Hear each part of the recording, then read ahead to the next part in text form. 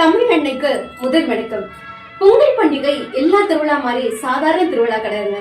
சூரியனை வழிபட்டு சூரியனுக்கும் இந்த இயற்கைக்கும் நன்றி செலுத்தும் விதமாக முதல் நாளாக சூரிய பொங்கலாகவும் தன்னுடைய குடும்பத்துல மாடையும் ஒரு ஆளா நினைச்சு தமிழர்கள் வழிபட்டு அந்த மாடுகளை வளர்த்து இந்த விவசாயத்திற்கு பெரும் உறுதுணையாக இருந்த கால்நடைகளை வணங்கி அதற்கு நன்றி செலுத்தும் விதமாக மாட்டு பொங்கலாகவும் இந்த வருஷத்தில் உள்ள மொத்த பகையும் மறந்து தன்னுடைய உறவினர்கள்ட்ட வெறும் மகிழ்ச்சியை மட்டும் வெளிப்படுத்தக்கூடிய நாளாக காணும் பொங்கலாகவும் இப்படி இந்த தமிழர் திருநாளான பொங்கல் திருநாள உலகம் எங்கும் இருக்கும் தமிழர்களால இன்று வரைக்குமே கலாச்சாரமும் பண்பாடும் மாறாம மிக சிறப்பாகவும் அழகாகவும் இந்த பொங்கல் பண்டிகையை கொண்டாடிட்டு இருக்காங்க.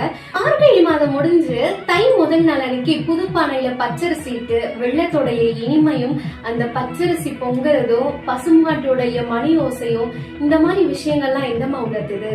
உழைப்பு தான் நம்முடைய வாழ்க்கையோடைய அடையாளம்னு இந்த தமிழர் திருநாள் மிக சிறப்பாக உணர்த்துது. இந்த தை திருநாள் இருந்து நம்முடைய மண், நம்முடைய மரபு, நம்முடைய கலாச்சாரம் எல்லாத்தையும் மனசார கொண்டாடுவோம். தமிழ் மண் வாழ்க, தமிழ் பண்பாடு தழுக.